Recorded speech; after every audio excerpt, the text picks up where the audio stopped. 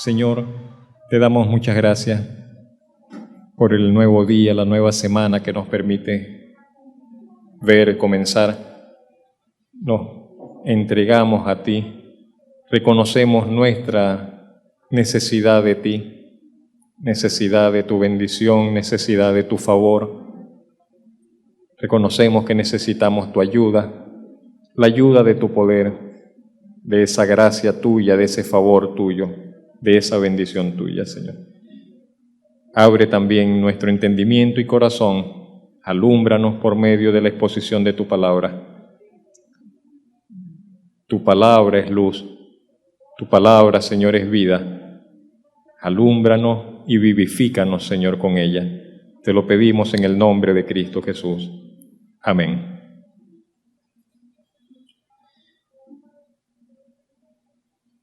Muy brevemente vamos a estar considerando en esta mañana siete aspectos sobre nuestro vivir en Dios, y los estaremos tomando de la primera carta de Juan.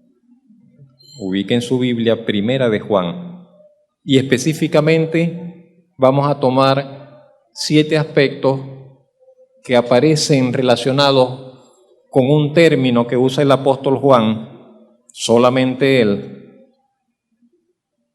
y es una palabra que él usa para referirse a la iglesia, y Juan les llama hijitos. Hijitos. Aparece unas 9 veces en esa carta, solamente él, y aparte de ese uso que le da Juan, el Señor Jesucristo la habría usado un par de veces, como aparece en el mismo Evangelio de Juan, y el apóstol Pablo una sola vez usó esa expresión, hijitos, una palabra singularmente expresiva. Es un diminutivo de la palabra hijos, pero entonces es un diminutivo que encierra como una cierta informalidad, pero es un diminutivo en todo caso muy afectuoso, afectivo, cariñoso, diríamos.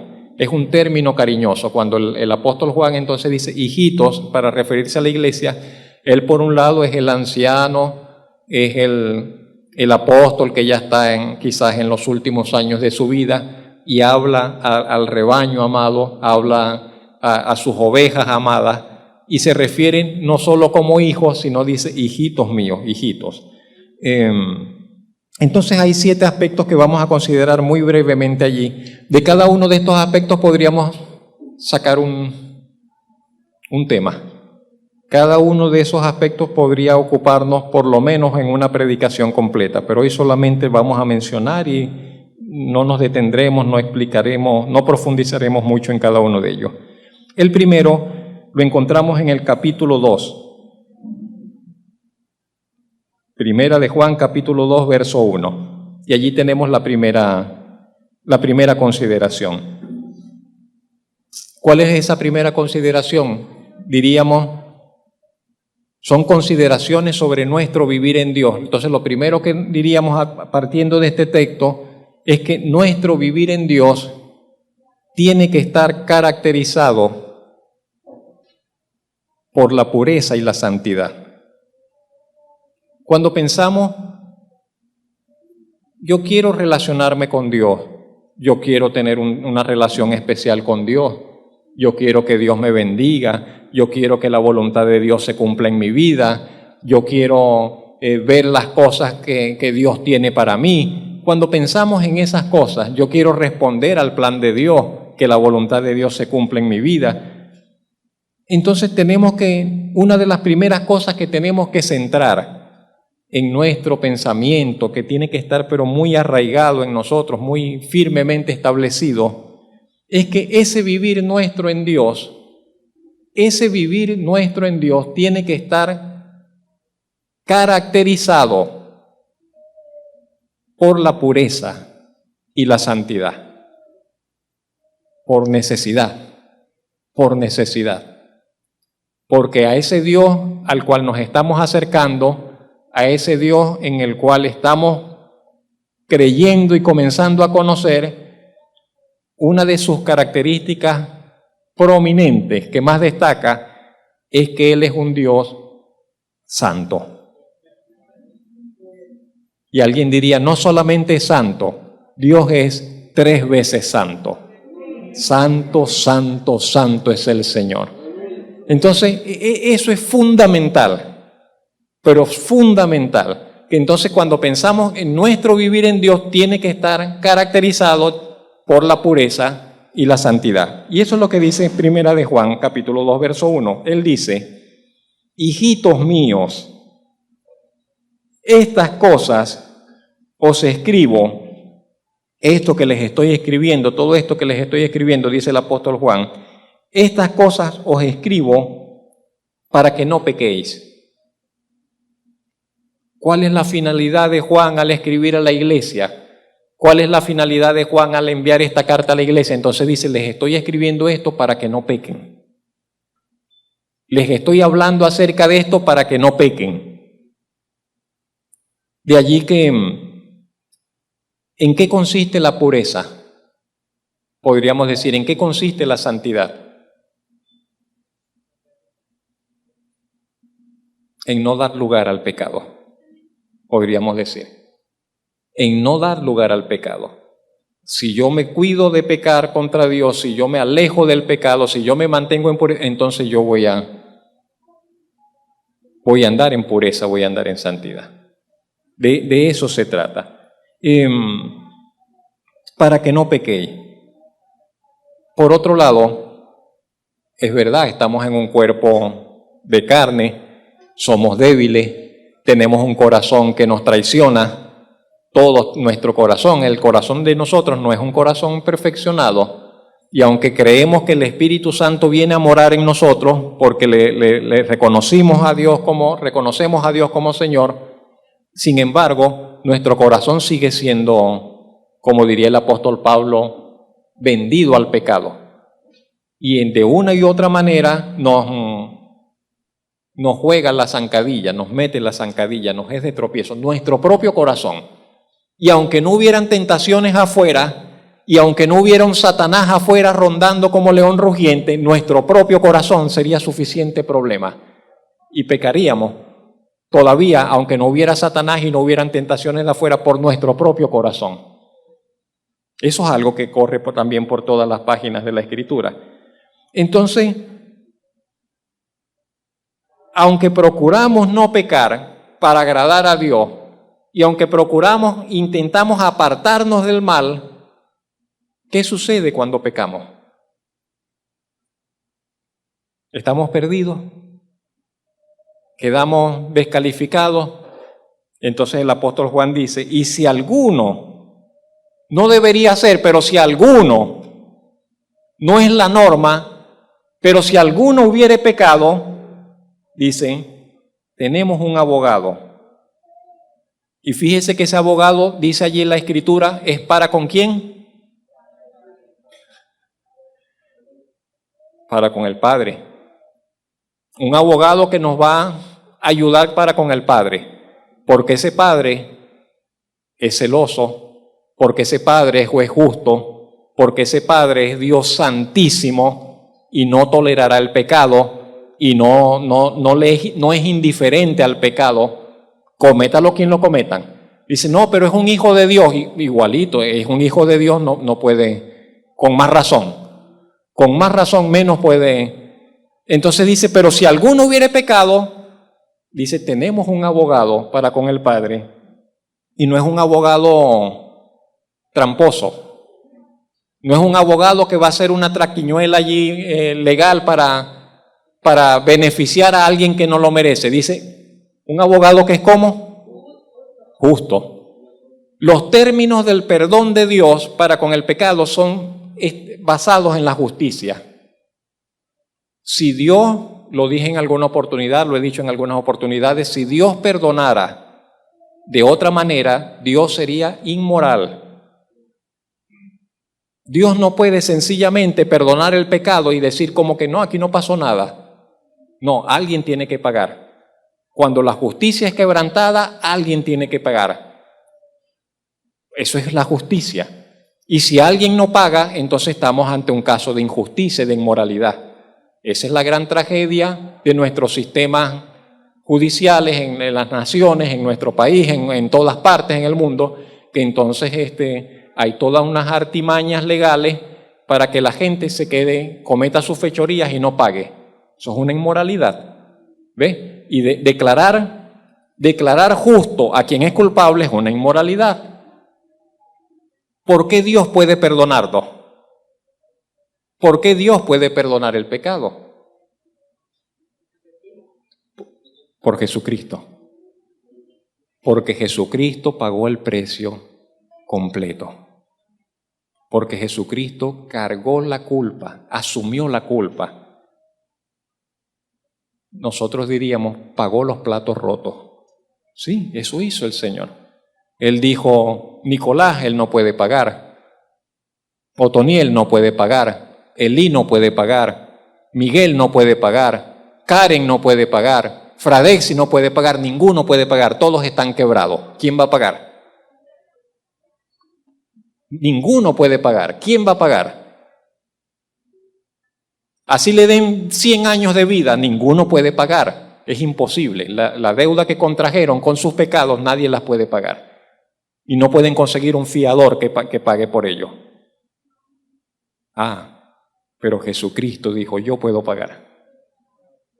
Y Él sí tenía saldo. Y Él sí tenía cómo pagar. Y no pagó la deuda de uno solo. De todo el mundo. De todo. Y pagó con su vida y pagó con su sangre. Y por eso Dios puede en justicia perdonar. Porque dice, ¿quién pagó los pecados de él? Allí está la cruz, el Señor Jesucristo. ¿Quién pagó los pecados de esa mujer? Allí está la cruz, pagó el Señor Jesucristo. Y si alguien dijera, pero fue que pagó por todo, sí, pagó por todo. Pagó por todo. Dice la Biblia, gustó la muerte por todo. Ocupó el lugar de nosotros. De allí que entonces Dios puede perdonar a todo aquel que es de la fe en Cristo Jesús. Dios puede recibir, aceptar, perdonar, limpiar, santificar y dar una nueva vida, dar una nueva oportunidad. Eso es el perdón de Dios, una nueva oportunidad para una vida nueva y diferente en justicia. Entonces el apóstol Juan dice, estas cosas os escribo para que no pequéis. Si alguno hubiere pecado, abogado tenemos para con el Padre a Jesucristo el justo. Solamente leo los siguientes versos. Y Él, el Señor, es la propiciación por nuestros pecados, no solamente por los nuestros, sino también por los de todo el mundo. Y en esto sabemos que nosotros le conocemos. ¿Cómo se sabe si alguien ha conocido al Señor? ¿Cómo sabemos si alguien en verdad ha tenido un encuentro con Dios? Juan diría, si guardamos sus mandamientos. El que dice, yo le conozco, pero no guarda sus mandamientos, dice, es mentiroso. La verdad no está en él. Pero el que guarda su palabra, en este verdaderamente el amor de Dios se ha perfeccionado, y por esto sabemos que estamos en Él. El que dice que permanece en Él, el que dice yo soy cristiano, el que dice yo creo en el Señor, dice, ¿qué cosa? Debe andar como Él anduvo. ¿Cómo? En pureza y santidad. Número 2. Vamos a la segunda palabra, hijitos. La encontramos en el capítulo 2. Verso 12, y Juan dice así, versos 12 y 13, os escribo a vosotros, hijitos,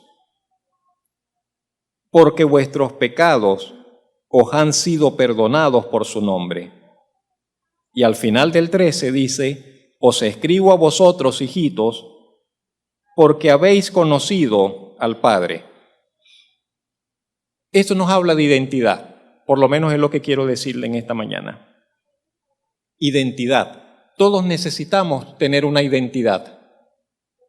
Reconocernos como de dónde venimos, hacia dónde vamos,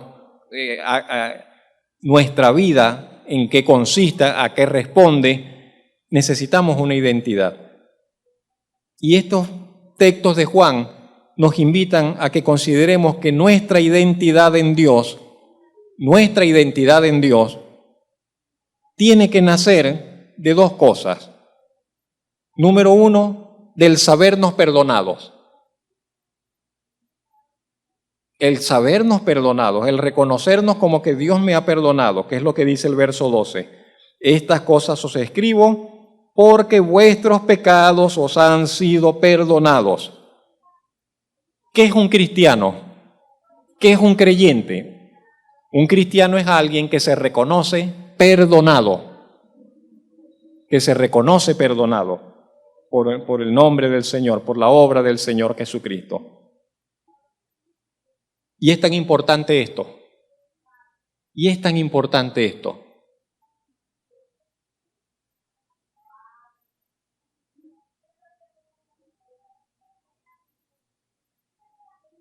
El perdón es una realidad liberadora. El perdón es una realidad transformadora.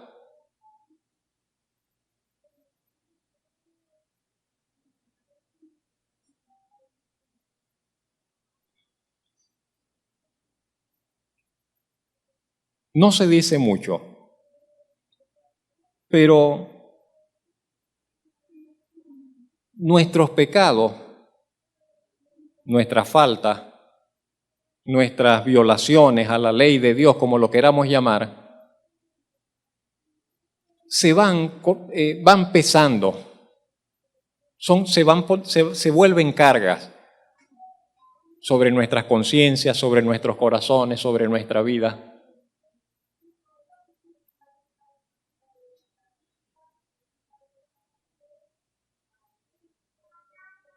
Y la única manera de que esto no sea así, en el mal sentido, es cuando la persona dice, me olvido de eso, pero ese olvidarse de eso implica de que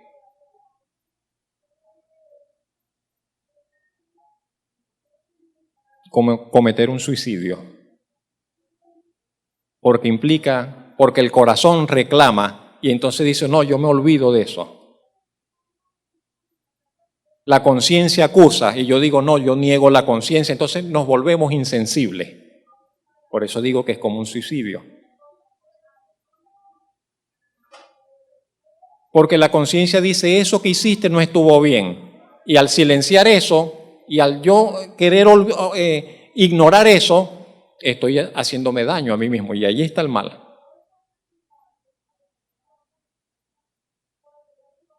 El asunto de nuestra falta no es algo imaginario, no es algo que no importe, sí importa. De allí que una de las principales obras que hace el Señor, cuando una persona se acerca, Dios lo confronta, Dios nos confronta con nuestros pecados, Dios nos confronta con nuestro pasado, Dios nos confronta con nuestro vivir. Y es necesario que la persona reconozca y diga, sí, Señor, es verdad, yo he hecho mucho mal, es verdad, yo he engañado, es verdad, yo fui infiel a mi esposa, es verdad, yo mentí, es verdad, yo estafé, es verdad, yo hice esto, es verdad, yo no cumplí con mi responsabilidad, es verdad, yo falté, es verdad, yo no te he buscado, es verdad, yo me he burlado de mi prójimo, es verdad, yo fui ingrato, qué sé yo, innumerable. ¿Quién está libre de falta? ¿Quién está libre de pecado? Llevan a una mujer, la sorprendieron en el acto mismo de la infidelidad y se la llevan al Señor Jesucristo. Aquí está esta mujer, la agarramos infraganti. La ley dice que la apedremos. ¿Qué dices tú, maestro? Y el Señor les dice, bueno, está bien. El que esté libre de pecado, que ese comience, sea el primero en comenzar a lanzar las piedras. Y ellos entonces comienzan a ver y dicen, tiraron las piedras y no, comenzaron a irse desde los más viejos, dice la Escritura, los primeros en irse fueron los más viejos, porque mientras más se vive, más se falla y uno reconoce, más es. Cuando vamos entrando a la edad madura nos damos cuenta de las locuras que hicimos cuando éramos jóvenes. cosas que nos avergüenzan cuando éramos adolescentes, cuando éramos jóvenes. No lo veíamos así, pero cuando los años van pasando, entonces dice, yo verdaderamente, yo sí viví, en qué cosas anduve yo. Y damos gracias a Dios por su misericordia, que nos conservó la vida. Pero entonces los más viejos fueron saliendo, pero luego finalmente los jóvenes también, y los jóvenes también soltaron sus piedras y se fueron. Y la realidad del pecado es una realidad universal, está allí. Pero entonces Dios ofrece perdón. Y ese perdón no es como que no importa, sí importa, pero como dijimos en el punto 1, pero el Señor Jesucristo pagó completamente. Y Dios te ofrece perdón. Así lo que hayamos hecho haya sido muy grave, así lo que hayamos hecho haya sido muy perverso, muy maligno, si hay un reconocimiento, si hay una disposición a acercarse a Dios en arrepentimiento, Dios ofrece total perdón, completo perdón, absoluto perdón, absoluto perdón. Entonces eso es una realidad muy liberadora, les decía, muy transformadora. Nosotros deberíamos cada día sentirnos completos, satisfechos, agradecidos, eternamente agradecidos de que Dios perdonó nuestros pecados. Y porque es verdad, nos perdonó. Y si no nos hubiese perdonado, ¿qué haríamos con esa carreta que llevábamos a cuesta, que llevábamos atrás? Allí estarían. Y si alguien hoy que nos conoció en el pasado diría, mira, pero tú hiciste eso, ¿y qué le vamos a decir? Que no lo hicimos. Es verdad, lo hicimos, pero tú vivías así, sí, es verdad, yo vivía así. Pero Dios me perdonó. Pero Dios me perdonó. Dios ofrece perdón. Y eso entonces le decía, es una realidad que nos libera, es una realidad que nos permite que experimentemos transformación y debe ser un motivo de eterna gratitud, de eterna alabanza y de eterna adoración, que Él nos ha perdonado. Esa es nuestra identidad. Hemos sido perdonados por el Señor. Conocer al Padre es lo otro que menciona el apóstol en ese texto al final del 13. Sí, estamos puestos para conocer a Dios. Y es la invitación que el Señor nos hace, que nosotros vayamos por la vida procurando conocer cada vez más a nuestro Padre Celestial. Necesitamos conocerle. Eso tiene que ser parte de nuestra identidad, sabernos perdonados y conocer a Dios. En tercer lugar, hay otra expresión, otra frase asociada a esa palabra, está en el verso 18. Primera de Juan 2:18 y Primera de Juan 4:4. Uní estas dos citas. Dice, hijitos, ya es el último tiempo. Y según vosotros oísteis que el anticristo viene, así ahora han surgido muchos anticristos. Por esto conocemos que es el último tiempo. En 4:4 diría, hijitos, vosotros sois de Dios y los habéis vencido, porque mayor es el que está en vosotros que el que está en el mundo. La tercera consideración que quiero presentarles es la siguiente. Nuestro vivir para Dios se desenvuelve en una continua lucha, en una continua guerra, en una continua batalla espiritual. Vivimos en un mundo en conflicto. Vivimos en un mundo que está en conflicto, que está en rebelión contra Dios. Por eso es que vemos todo lo que vemos, que sucede en las naciones, que sucede en el mundo. Por eso es que vemos que la historia de la humanidad ha sido así, como la conocemos. Vivimos en un mundo que está de espaldas a Dios, que está en rebelión para con Dios. Y cuando nosotros confesamos al Señor, cuando nosotros reconocemos a Dios como nuestro Señor, como nuestro Padre, reconocemos a Jesucristo como nuestro Salvador, entonces comenzamos a chocar con el sistema, a chocar con los valores de la sociedad, a chocar con los antivalores que nos rodean, comenzamos a chocar con las personas que no quieren saber nada de Dios, comenzamos a chocar con las costumbres, con la cultura de este mundo, comenzamos a chocar con muchos y en muchos sentidos. La palabra que dice allí, anticristo, podría estar referida al personaje como tal que se ha de manifestar en los últimos tiempos, pero Juan no dice un anticristo. Él dice hay muchos anticristos. Hay muchos en el mundo, dice, que se oponen al Señor Jesucristo. Son contrarios, le hacen la guerra al Señor Jesucristo, anticristo. Otra forma de entenderlo también es personas que se presentan como si ellos fueran el Señor y desplazan al Señor para colocarse ellos. Entonces dice, hay muchos. Dice, y por eso sabemos que estamos en esa etapa final. Ya no vendrá otro Salvador, ¿sabe? No vendrá otro Jesucristo. No nacerá otro Mesías, ya esa etapa cerró. Ya no vendrá otro Salvador y se aparecerá para decir el reino de los cielos se acerca. Ya esa etapa cerró, nunca más. Ya no vendrá otro profeta para hablar de parte de Dios, ya esa etapa cerró. Ya ese tiempo que la Biblia describía, que lo vimos como en progreso, como la historia que va en progreso, capítulo a capítulo en el Antiguo Testamento, ya eso cerró. Ya esa etapa cerró. Ya de acá lo que queda es el regreso del Señor Jesucristo como Rey, como Juez, como Soberano, a someter a todos sus enemigos. Pero ya lo otro pasó. Entonces ya entramos a esa etapa que la Escritura diría es la etapa final. ¿Cuánto tiempo? No lo sabemos. Diría el escritor bíblico, diría, acuérdense que para el Señor 1000 años pueden ser como un día. Y un día pueden ser como 1000 años, como el día de ayer que pasó.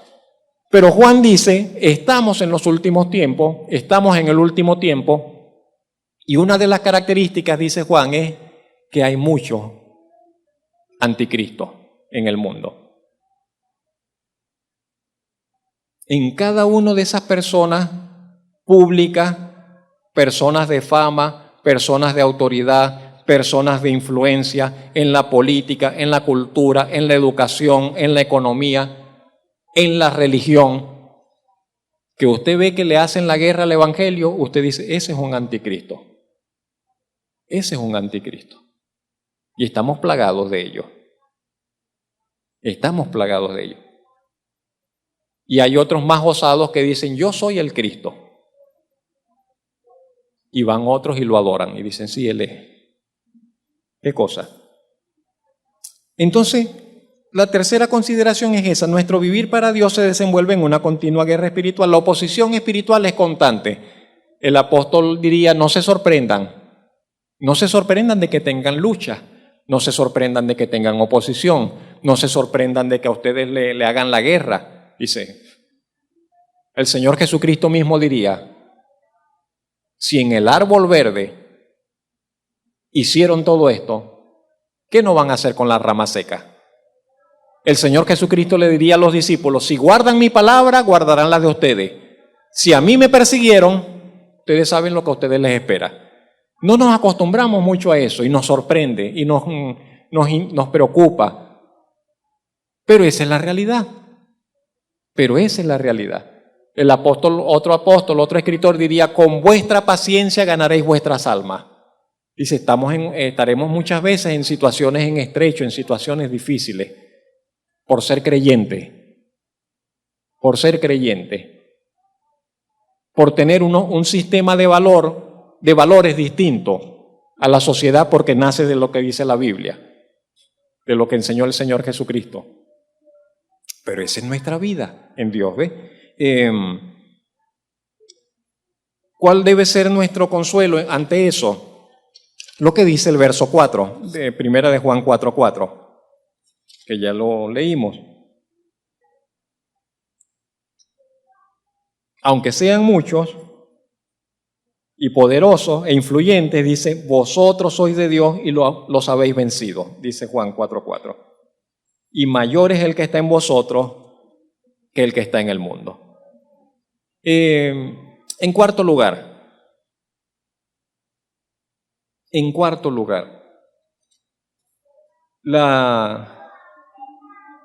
los conflictos producen cansancio, los conflictos desgastan, una lucha, un constante forcejeo, eso agota,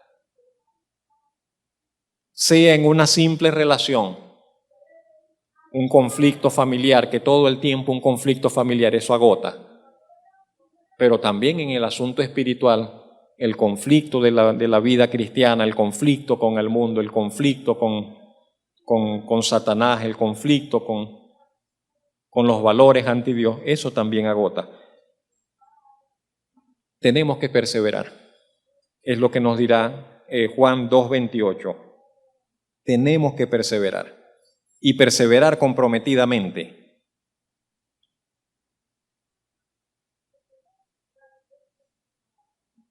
¿Sabe que es importante que nosotros hagamos votos? Que usted haga votos, que usted haga compromisos. Es importante, los compromisos son importantes. Que usted dice, no, pero es que yo para atrás ni para agarrar impulso. Y eso es algo que usted se traza.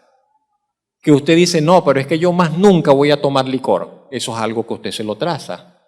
No, es que yo más nunca voy a mirar a una mujer para codiciarla. Si antes yo vivía así, yo jamás, ya esa vida terminó para mí. Y usted se compromete a eso. Hay tantos compromisos que podemos asumir. Y uno de los compromisos que debemos asumir es el de perseverar en la fe. El de perseverar en la palabra de Dios. Juan 2:28 dice, y ahora, hijitos, dice, permaneced en Él, para que cuando se manifieste, porque el Señor se va a manifestar, dice, tengamos confianza, para que en su venida no nos alejemos de Él avergonzados.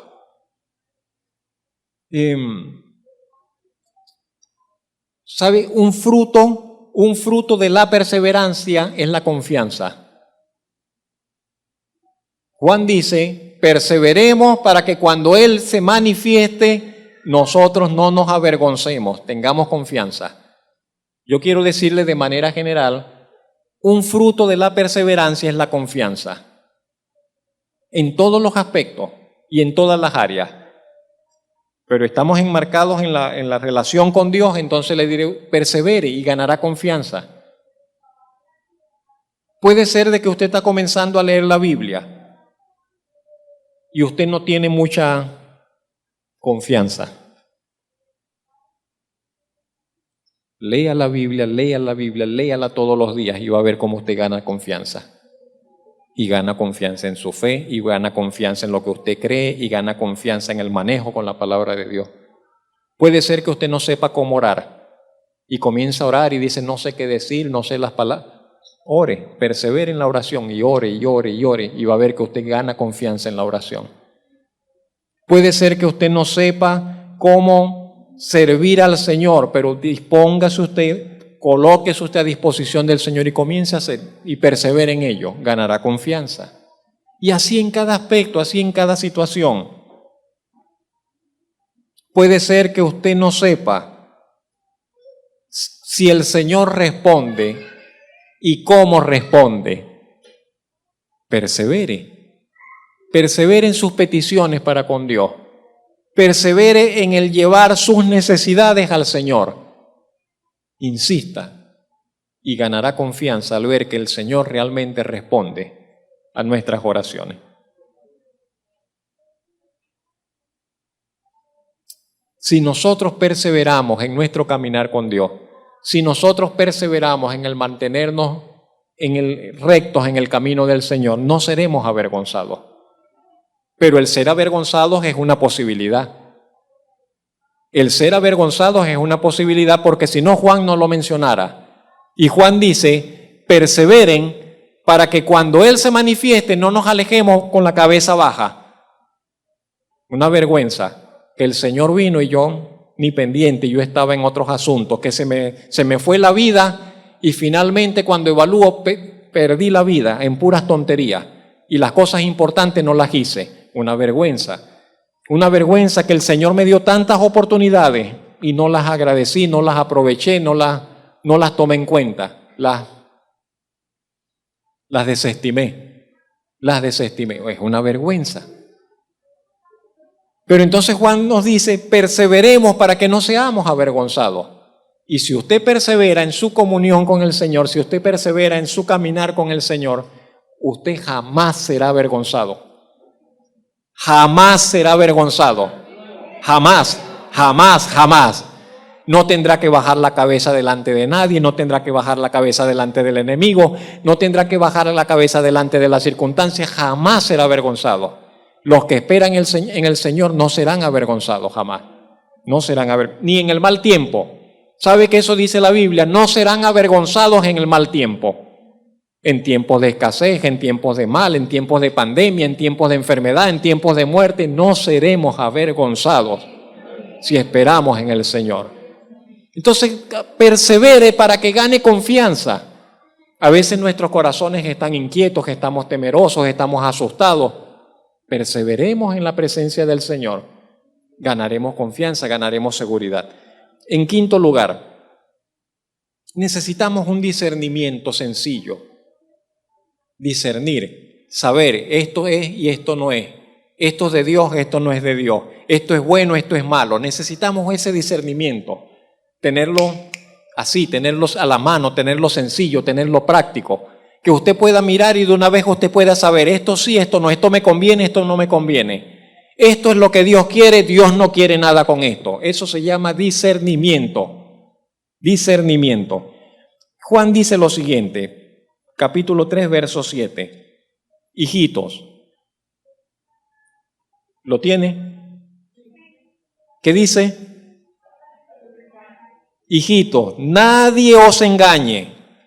Aquí hay una regla muy simple. El que hace justicia es justo, como Él es justo. Verso 8. El que practica el pecado, así ande con una Biblia,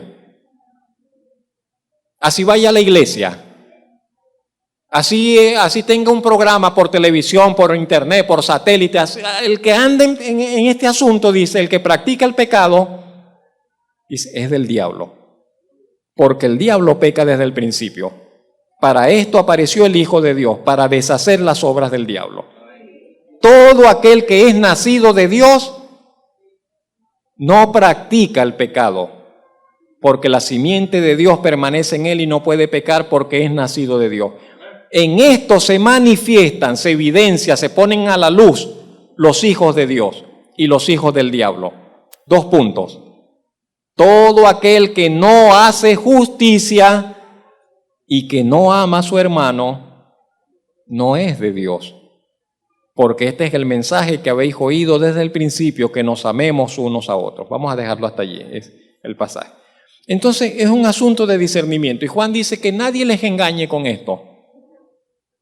Es un asunto de vida, de carácter cristiano, quiero decir, ¿no?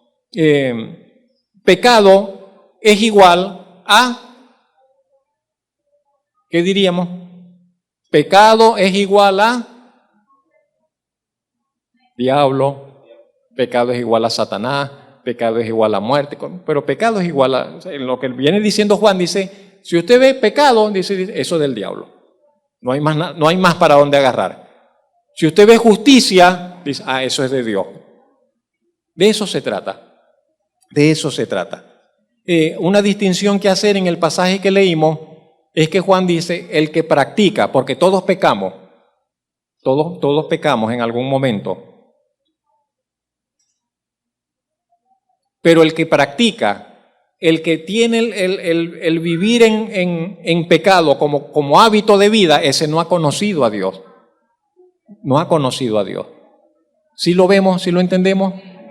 Entonces, el que tiene un estilo de vida pecaminoso no ha conocido a Dios. No ha conocido a Dios. Volveríamos al primer punto. Si nos acercamos a Dios y Dios es luz, si nos acercamos a Dios y Dios es puro, si nos acercamos a Dios y Dios es santo, entonces sabemos que hacia qué lado tenemos que ir. En sexto y penúltimo lugar.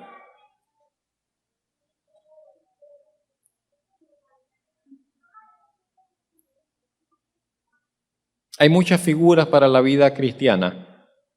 El apóstol Pablo dice en otro lugar, es como una casa en construcción y hay que colocar fundamentos y luego paredes y tal, y entonces va por etapas. El Señor Jesucristo diría es como un árbol, y entonces, o la misma palabra de Dios, y hay raíces y hay un follaje, pero hay un fruto. Entonces Juan aquí va a hablar de algo, ¿no? Que viene a ser como la corona, viene a ser como lo más importante, viene a ser como algo fundamental, ¿no? Hacia donde tenemos que llegar todos nosotros.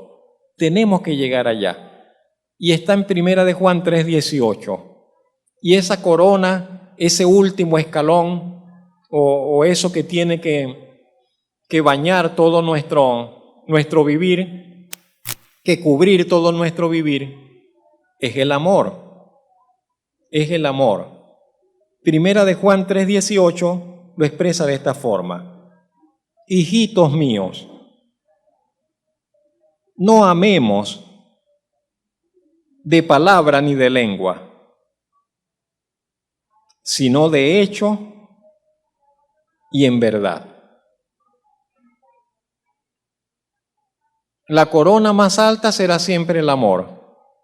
El don más preciado será siempre el amor.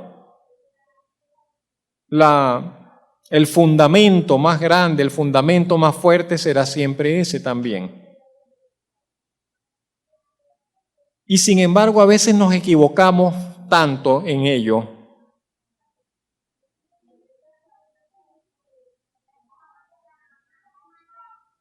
Y nos equivocamos al confundir amor con sentimentalismo.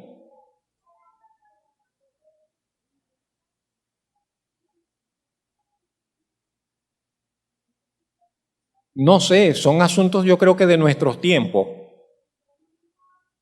Tiempos de imágenes, tiempos de fantasías, tiempos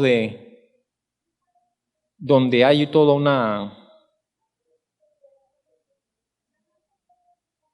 una exaltación del sentir, siempre hablando que del corazón, que lo que yo quiero, que persigue tus sueños, que lo que me apasiona, pero Juan dice, tengan cuidado, porque es muy fácil amar solo de boca. Entonces dice, no se conformen con amar de palabra o de pura lengua. Entonces dice, es muy fácil decir, sí, yo te amo, pero solamente digo, yo te amo, y no hago nada.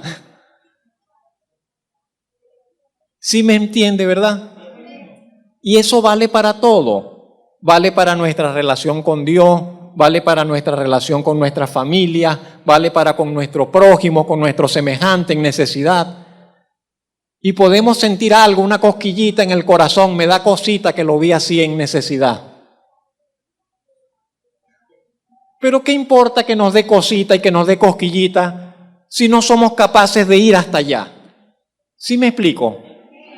Entonces, en el amor del cual habla el apóstol dice, no basta con que nos dé cosita, no basta con que no se me conmovió el corazón, se me quebrantó el corazón. No basta, no es suficiente. Dice, no nos conformemos, dice, con amar solamente de lengua y de palabra. Tenemos que ir con hechos, tenemos que ir con acciones. El amor es acción. El amor es acción. Y estamos comenzando por mí tan lejos en este aspecto, hermano. Nos falta tanto.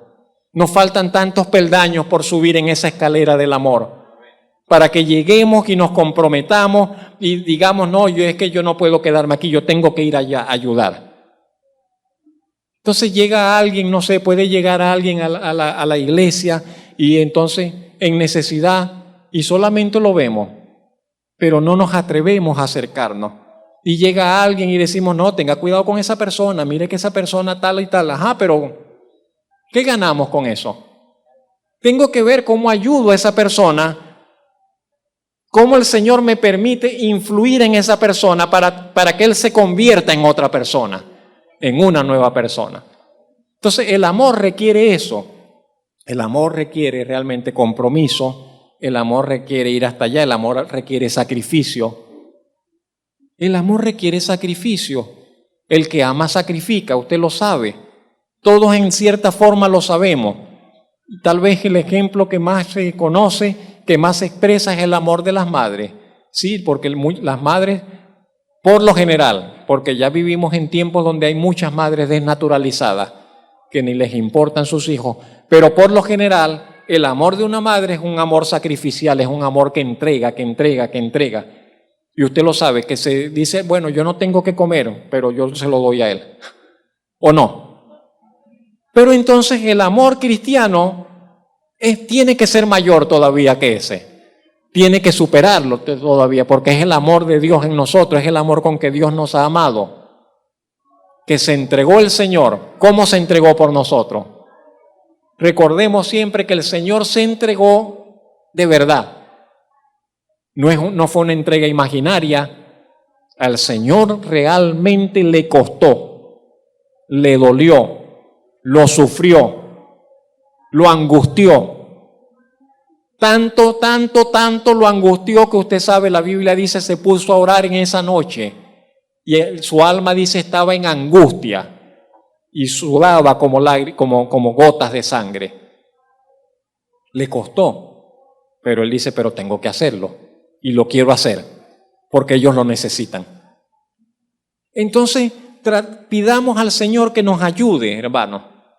Pidamos al Señor que nos ayude a subir por esa escalera del amor, peldaño a peldaño. Y que avancemos y avancemos y aprendamos a amar.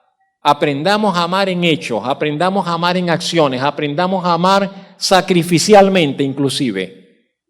Aprendamos a amar. En séptimo y último lugar, la última expresión, la última vez que Juan menciona el término hijito, lo hace para cerrar su carta. Y es una forma muy extraña, al menos a mí me parece extraña, una forma extraña de terminar la carta. Después que ha dicho tantas cosas maravillosas, Juan terminará su carta, primera de Juan 5:21, con la siguiente frase: hijitos, guardaos de los ídolos. Amén. Le está escribiendo a la iglesia. Le ha hablado de todo, del amor de Dios, del perdón, de la salvación, del mundo. Le ha hablado de todo, de la vida eterna. Y va a terminar la carta a los creyentes diciéndoles eso: hijitos, guardaos de los ídolos. Ese guardado es como que tengan cuidado. Ese guardado es, estén atentos, sean vigilantes, asegúrense de que los ídolos no tengan cabida en ustedes.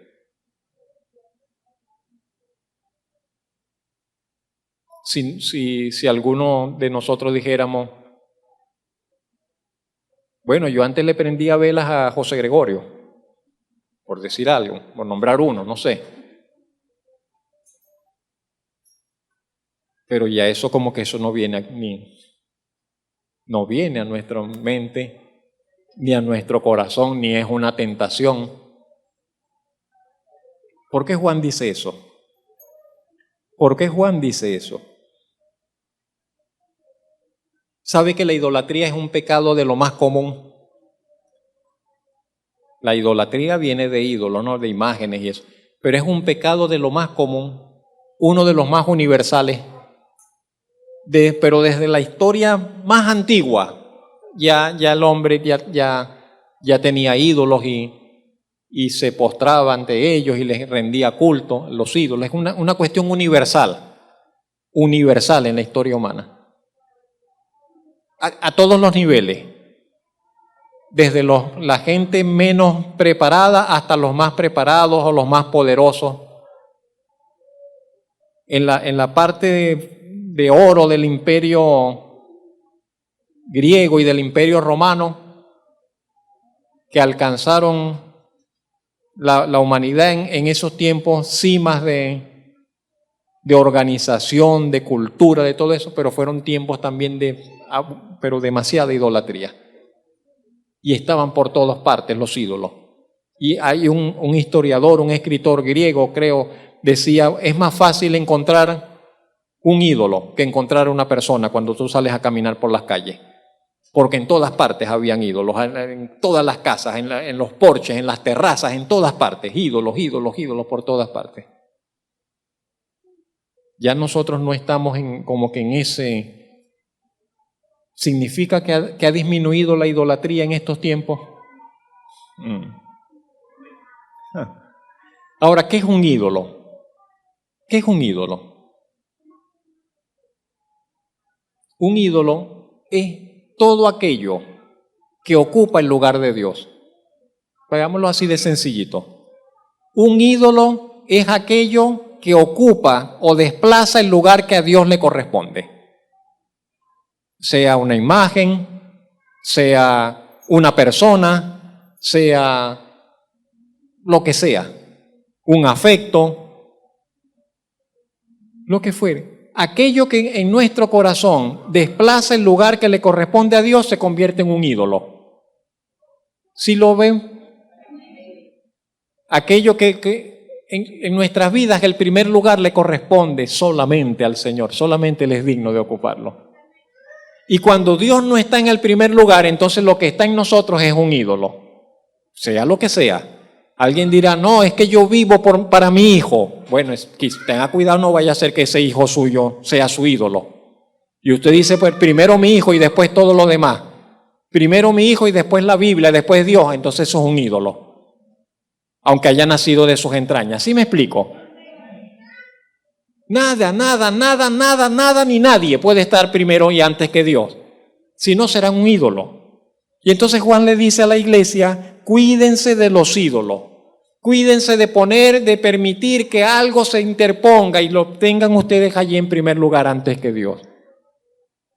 De allí la amonestación de allí del apóstol. Sabe que la idolatría tiene muchos atractivos. El pueblo de Israel sufrió mucho con eso. Les atraía la idolatría de las naciones vecinas. Les resultaba como que les resultaba atractivo. ¿Y cuántas cosas nos resultan a nosotros atractivas? Que están afuera, que están en los campos del enemigo, que están en los campos del pecado. ¿Sabe que el pecado es atractivo? ¿Sabe que el pecado es atractivo muchas veces? Resulta atractivo, resulta gratificante, nos hace sentir bien. Por si no, la gente no lo practicara. El pecado resulta atractivo, resulta gratificante, resulta agradable, pero finalmente, dice, dará un fruto y ese fruto vendrá amargura, vendrá muerte, vendrá pesar, vendrá quebranto. Finalmente llegará eso. Pues no puede ser de otra manera, porque es un mal fruto, es un mal fruto. Igual pasa con todo aquello que suplanta el lugar del Señor. Terminamos. Entonces, solamente los menciono como resumen. Nuestro vivir en Dios tiene que estar caracterizado por la pureza y la santidad. Nuestra identidad en Dios tiene que nacer del sabernos perdonados y el conocer a Dios. Nuestro vivir para Dios se desenvuelve en una continua guerra espiritual. Tenemos que perseverar comprometidamente. Tenemos que tener un discernimiento, desarrollar un discernimiento sencillo y práctico. Hay un peldaño al cual tenemos que llegar, el peldaño del amor, el último allá. Ser perfeccionados en ese amor, vivir en amor.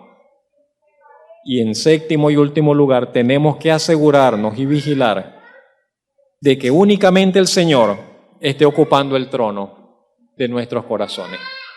Esa es nuestra parte. Puede ponerse un minutico de pie. Vamos a hacer una oración. Los hermanos diáconos vamos para ir preparándola. ¿Podemos cantar algo, mis hermanos?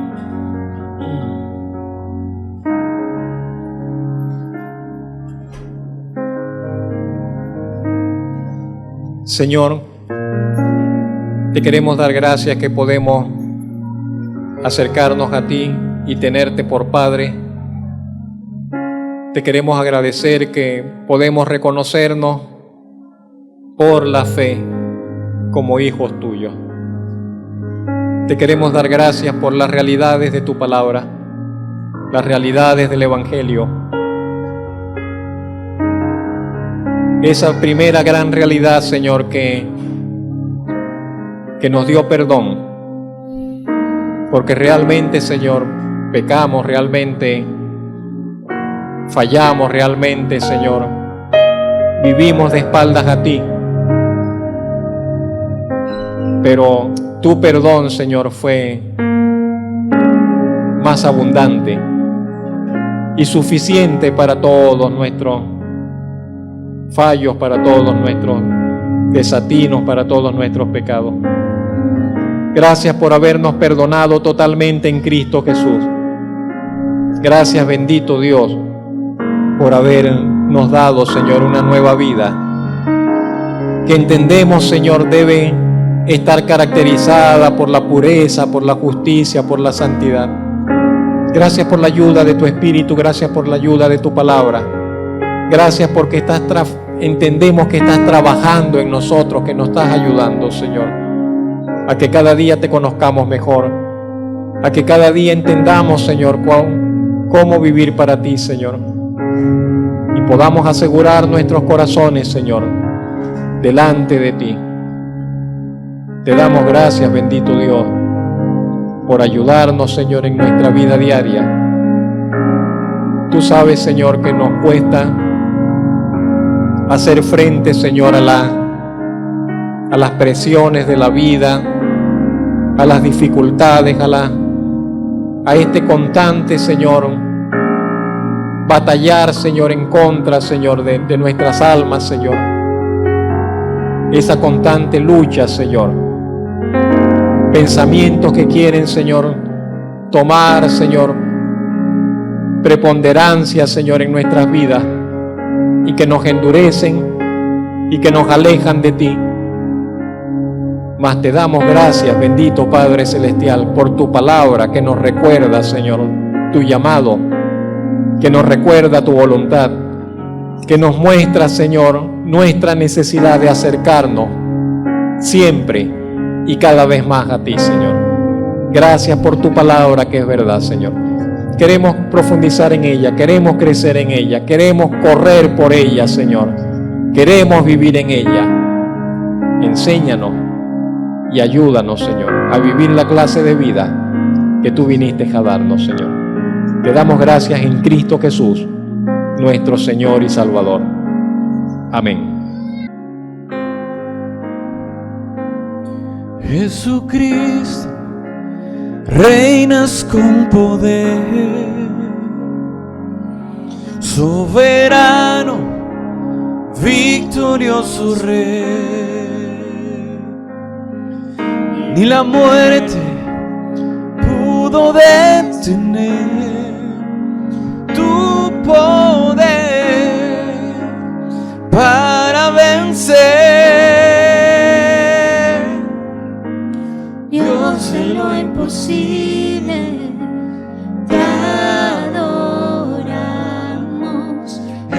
es invencible.